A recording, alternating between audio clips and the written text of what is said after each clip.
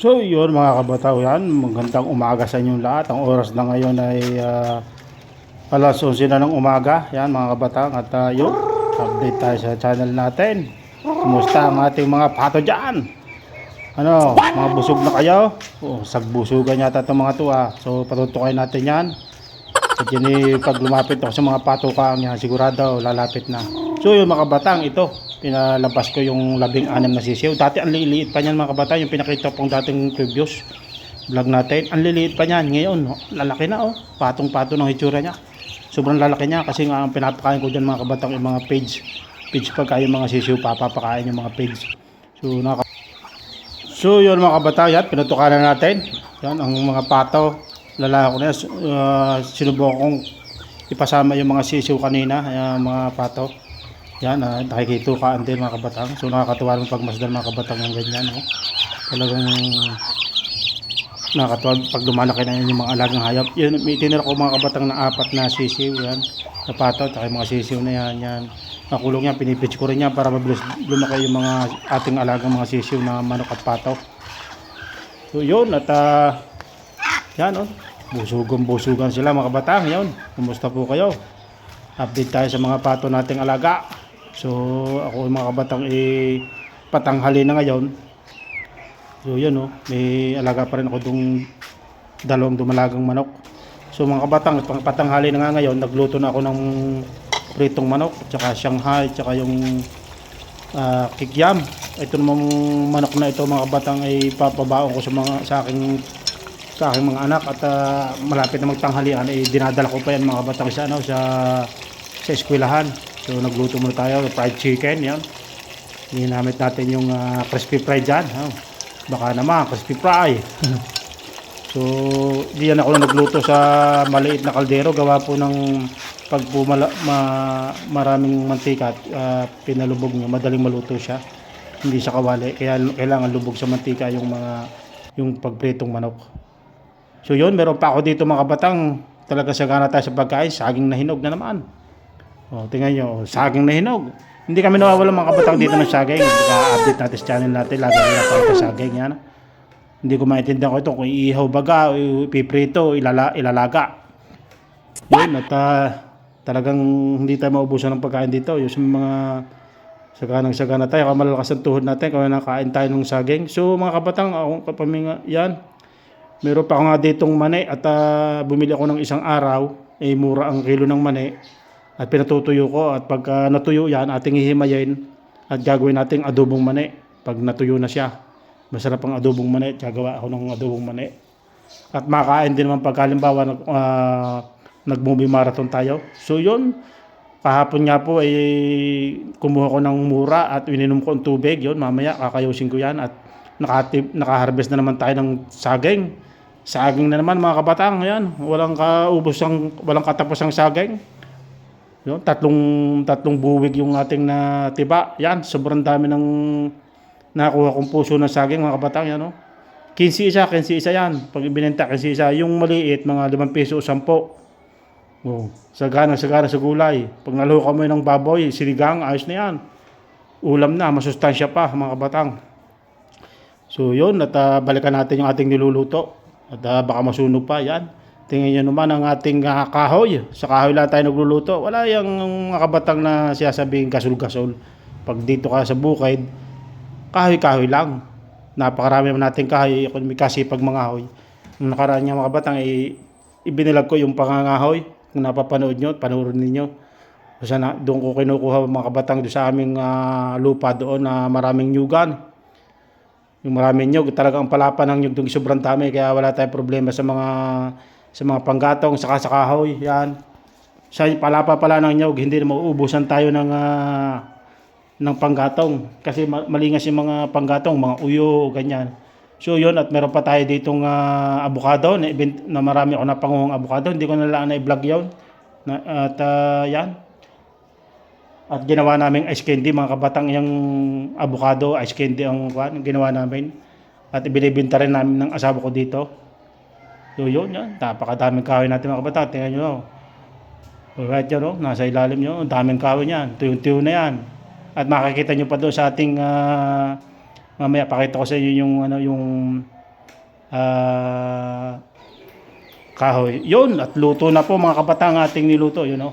Fried chicken at saka Shanghai. Meron pang kikiam. Oh, talagang napakasarap niyan. Tuwan-tuwa naman mga bata ko nito. Madami na naman daw silang makain. Talagang pag ako nagprito ng manok, alam nyo naman, ang galing tayo sa trabaho diyan, galing tayo Tropical Hut. Yan, yung kalaban niya ng mga McDo at saka Jollibee. Kung alam nyo, Tropical Hut hamburger yan. Nagtrabaho ko dyan. So yun mga kabatang, yun may nakita na naman tayo ditong uwak. Bumanat na naman ang uwak mga kabatang. Grabe yung uwak yan mga kabatang, takot na yung mga sisiw. Oh. Tapos nandito yung inahin, hindi niya pinapabayaan. Yung inahin mga kabatang, hindi ko sinasama sa kulungan yung yung mga sisiw lang. Laging nakabantay yung inahin doon sa malapit sa kulungan. Kaya pag pinalabas ko yan, bantay na bantay ng ng pato. Gawa ng may uwak nga mga kabatang, takot na takot sila. Pero hindi na kayang kuhanin niya ng uwak kasi malalaki na yung mga sisiw natin pato. Kaya yung apat hindi ko pinalabas mga kabatang, gawa ng maliliit siya. Kaya niyan dagitin ng uwak. Ay tatlo ang nababa dyan mga kabatang na uwak. Yung previous kong vlog ko, napanood nyo. Ay grabe yung uwak ay tatlo. Namimili-mili sila. Pinanood ko minsan. Namimili-mili siya yung maliliit. Nadagit yung isa mga kabatang. Hindi ko lang na-i-video. Nadagit yung kulay yellow. Yung isa. Yun. At yun. May nagpatak na naman din ng nyog. Hindi kaya may nagpatak din ng nyog. Oh, laki oh. Mga batang oh, laki. May nyog na naman tayo mga batang. Oh, dalawa kasi ang puno dito ng nyog. Dalawa puno. Ano, magkadikit siya. Oh, dalawa puno magkadikit. Ano. Sobra kasi yung mga kabatang na sobrang laki. Hindi kayang, kumbaga hindi makakapit masyado. Gawa na sobrang bigat ng nyog, sobrang laki ng nyog mga kabatang. Kaya bumabagsak siya.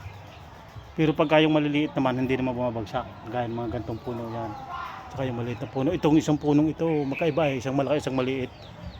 Yung puno. Kaya bumabagsak siya yan. Siguro alam ko magulang yan. Akalang ko. So yun. Ito na. Tapos talaga ang dikit-dikit. Lagi ng inahin. Hindi maglaro siya kasi may nakikita yung uwak na kanina. Yung mga kabatang. Grabe, update tayo. Yun, yung ating kahoy yun. Medyo patutuyin na natin yan. Mga nyug at saka kakawate. Yan, ganito lang ang buhay dito sa amin, sa probinsya. Wala akong ginagawa. Yan. So, sa mga bagong subscriber dyan, yun, mga kabatang. Subscribe na po kayo. Update tayo sa mga channel natin. Yan. So update lang tayo. Nung isang araw nagpunta kami ng sa Tinalak Festival. Kung napanood nyo, panoorin nyo Tinalak Festival, maganda po yun. Sa Tinalak Festival. Kumain din po kami doon, yung mga previous vlog namin nung isang nakarang araw yun mga batang. So masarap yun.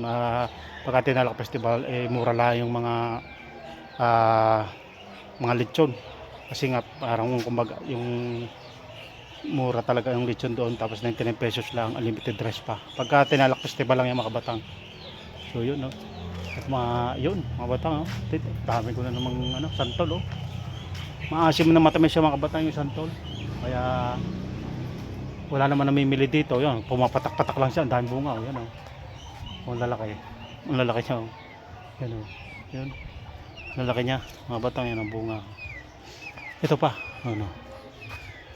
Laki ng dalawang ito, mga batang. Laki ng dalawa. Laki, hindi makita. Laki ng dalawa, mga batang. Yun. Update tayo. So yun. At pinalabas ko yung mga pataw, 16 yung apat, hindi maliliit kasi yun. Kasi magkapanunod lang silang napisa. Yung apat di ko pinalabas kasi gustong-gusto ng mga uwak yun. Yung apat kasi kayang-kayang dagitin. Pero yung itong malalaki ng ito hindi na kaya. Kaya siya pinalabas ko yung mga patong malalaki na siya. 16 siya yung pinalabas ko. So yung mga dati pang naunang mga sisiw mga kabatang, malalako na siya, dako na siya, yun nandito. Dako na siya. Yun, ito mga kabatang. Ito, pakita ko siya. 11 yan, malalaki na siya. Yan, malalaki na siya. Yan. Malalako na siya. Yan. Dating sisiw pa lang yung kagaya noon. Yan. Pato na siya. Tsura. Batang sa pakain, sa tubig. Yung mga pigs. Pagka sisiw, papipits nyo yan. Tapos pagka yung malalaki na mga mais, mga darak yan. Tapos mga damo-damo, mga dahon ng saging, mga puno ng saging, ipapakain nyo yan. Mabilis lumaki yung mga pataw pagkasta alaga.